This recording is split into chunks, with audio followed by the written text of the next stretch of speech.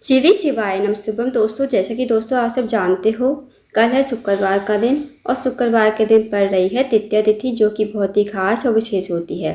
बस दोस्तों, आपको 11 चावल के दाने से अचूक उपाय करना है। यदि आप इस उपाय करते हो तो जो भी आपकी मनोकामना होगी, चाहे वो धन को लेकर हो, व्यापार को लेकर हो, नौकरी को लेकर हो, या फिर आपके जीवन की कोई अधूरी मनोकामना हो, काफ़ी दिनों से अधूरी पड़ी हो, तो इस उपाय को करने से आपकी मनोकामना अवश्य ही पूरी हो जाएगी। साथ ही अगर आपके जीवन में कोई समस्या चल रही है तो वो समस्या भी आपके जीवन से समाप्त हो जाएगी। पूज्य गुरु जी कथा को सुनकर उपाय को अच्छे से समझाने का प्रयास करेंगे। तो आइए दोस्तों, जानते हैं उपाय कैसे करना है।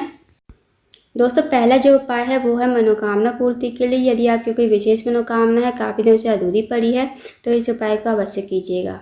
इस उपाय करने के लिए आपको लेने हैं 11 चावल के दाने। जो आप 11 चावल के दाने लोगे वो खंडित नहीं होने चाहिए, इस बात का ध्यान रखना। साथ ही दोस्तों, आपको लेना है 1 लोटा जल स्टील के पात्र में और थोड़ा सा कच्चा दूध आपको लेना है। अब आप चले जाइए शिव जी के मंदिर में। शिव जी के मंदिर में जाकर सबसे पहले आपके पास जो 1 लोटा जल है, थोड़ा सा जल आपको शिवलिंग के ऊपर श्री शिवाय नमस्तुभ्यम कहते हुए समर्पित कर देना है और थोड़ा सा जल आपको बचा लेना है। अब जो आपके पास 11 चावल के दाने हैं, वो चावल के दाने आपको लोटे के जल में डाल देने हैं। साथ ही जो कच्चा दूध है, वो कच्चा दूध भी आपको लोटे के जल में डाल देना है। अब आपको इस लोटे के जल को हाथ में लेना है, भगवान से प्रार्थना करनी है कि हे महादेव, मेरे जीवन की ये मनोकामना है, काफ़ी दिनों से अधूरी पड़ी है, आप मेरी मनोकामना को पूर्ण करें। आपको ऐसी प्रार्थना विनती करते हुए 1 लोटा जल जो है आपके पास, वो आपको शिवलिंग के ऊपर श्री शिवाय नमस्तुभ्यम कहते हुए समर्पित कर देना है। 2 मिनट आपको मंदिर बैठना है, श्री शिवाय नमस्तुभ्यम का जाप करना है। अब आपको भगवान को प्रणाम करके विनती करके आपको अपने घर पर आ जाना है। तो दोस्तों, करके देखिएगा, बहुत ही अचूक विशेष उपाय है। इस उपाय को यदि आप करते हो तो आपकी जो भी मनोकामना होगी वो अवश्य ही पूरी हो जाएगी। अब जानते हैं दोस्तों अगले उपाय के बारे में। अगला जो उपाय है दोस्तों, वो बहुत ही ज़्यादा विशेष है। अगर आपका कोई कार्य अटका हुआ है, बहुत दिनों से पूर्ण नहीं हो रहा है, आप किसी कार्य के लिए जाते हो, वो कार्य आपका सफल नहीं हो पाता है, या फिर आप नौकरी की तैयारी कर रहे हो, नौकरी आपको नहीं मिल पा रही है, तो आप इस उपाय को करके देखिएगा। इस उपाय करने के लिए आपको लेना है 1 लोटा जल तांबे के पात्र में। साथ ही आपको लेने हैं 2 कनेर के फूल। जो पीले कलर के फूल होते हैं ना दोस्तों, वो आपको लेने हैं। अब आप इस उपाय को सुबह से लेकर शाम तक कभी भी कर सकते हो। अब आप चले जाइए शिव जी के मंदिर में। शिव जी के मंदिर में जाकर सबसे पहले आपको 1 लोटा जल शिवलिंग के ऊपर श्री शिवाय नमस्तुभ्यम कहते हुए समर्पित कर देना है। उसके बाद दोस्तों, जो आपके पास 2 कनेर के फूल है, 2 कनेर के फूल को आपको अपने हाथ में रखने हैं। भगवान से प्रार्थना करनी है कि हे महादेव, मेरे जीवन का ये कार्य है, बहुत दिनों से अटका हुआ है, मेरा कार्य पूर्ण नहीं हो रहा है, या फिर मेरी नौकरी नहीं लग पा रही है। आपको ऐसी प्रार्थना विनती करते हुए 2 कनेर के फूल शिवलिंग के ऊपर श्री शिवाय नमस्तुभ्यम कहते हुए समर्पित कर देने हैं। 2 मिनट आपको मंदिर बैठना है, श्री शिवाय नमस्तुभ्यम का जाप करना है। उसके बाद आपको भगवान को प्रणाम करके विनती करके आपको अपने घर पर आ जाना है।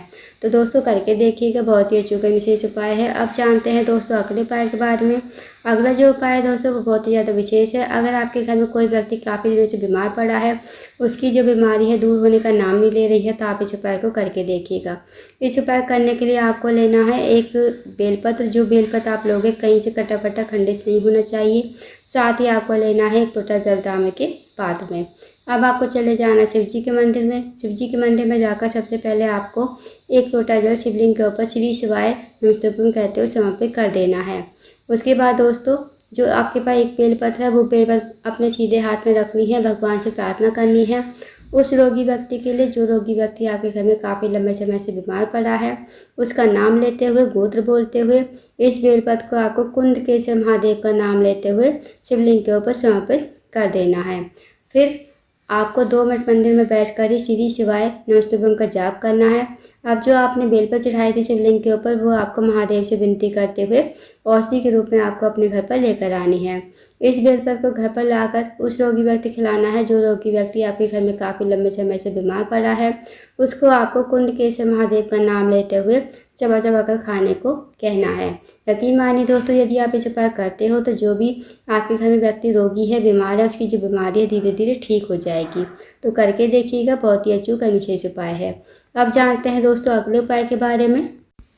दोस्तों, अगला जो उपाय है, अगर आपके जीवन में धन की कमी है, पैसों की तंगी है, आर्थिक तंगी से बहुत ज़्यादा परेशान हो, आपके घर में माता लक्ष्मी का वास नहीं है, माता लक्ष्मी आपसे रूठी हुई है, तो आप इस उपाय को करके देखिएगा। इस उपाय को करने के लिए आपको लेना है 1 लोटा जल तांबे के पात्र में, साथ ही आपको लेना है एक कमलगट्टा। जो आप कमलगट्टा लोगे वो आपको लोटे के जल में डाल देना है। उसके बाद आपको जाना है शिव जी के मंदिर में। शिव जी के मंदिर में जाकर सबसे पहले आपको उत्तर की तरफ मुंह करके खड़ा होना है। भगवान से प्रार्थना करनी है कि हे महादेव, मेरे जीवन धन की कमी है, धन की वृद्धि है, धन प्राप्ति नहीं है, माता लक्ष्मी का हमारे घर में वास नहीं है, माता लक्ष्मी हमसे रूठी हुई है, आप कुछ ऐसी कृपा करें कि हमारे जीवन में धन की कमी कभी ना हो और माता लक्ष्मी हमेशा हमारे घर में वास करे।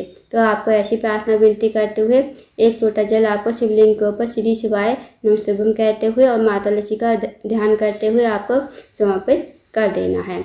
2 मिनट आपको मंदिर बैठना है, श्री शिवाय नमस्तुभ्यम का जाप करना है। उसके बाद आपको प्रणाम करके विनती करके आपको अपने घर पर आ जाना है। दोस्तों, इस उपाय को आपको हफ्ते में किसी भी एक दिन करके देखना है। यदि आप इस उपाय करते हो तो कभी आपके जीवन धन की कमी नहीं होगी, हमेशा माता लक्ष्मी आपके घर में वास करेगी। अगर आप हफ्ते में भी इस उपाय को नहीं कर सकते ना, तो जैसे विशेष दिन आते हैं, जैसे अमावस्या तिथि हो गई, पूर्णिमा तिथि हो गई, एकादशी हो गई, प्रदोष हो गया, शिवरात्रि हो गया, यदि इन दिनों में ये उपाय करते तो दोस्तों विशेष फल की प्राप्ति होती है। इस उपाय करने से कभी आपके जीवन धन की कमी नहीं होगी और माता लक्ष्मी हमेशा आपके घर में वास करेगी। तो दोस्तों इस उपाय को करके देखिएगा, बहुत ही अचूक और विशेष उपाय है। तो दोस्तों ये थे कुछ विशेष उपाय जो आपको शुक्रवार के दिन करने हैं। इन उपाय को अवश्य कीजिएगा। अगर आपको जानकारी पसंद आई हो, वीडियो को लाइक करें, शेयर करें, चैनल को जरूर सब्सक्राइब करें, कमेंट बॉक्स में श्री शिवाय नमस्तुभ्यम हर महादेव जरूर लिखें।